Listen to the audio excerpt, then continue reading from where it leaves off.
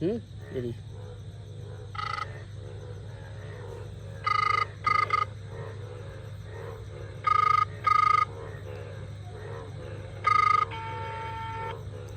আসসালামু আলাইকুম। ওয়ালাইকুম আসসালাম। কেমন আছো? হ্যাঁ ভালো আছি, তুমি কেমন আছো? এই তো আছি আলহামদুলিল্লাহ ভালো। হ্যাঁ ভালো আছো না? আচ্ছা তুমি কার সঙ্গে আছো?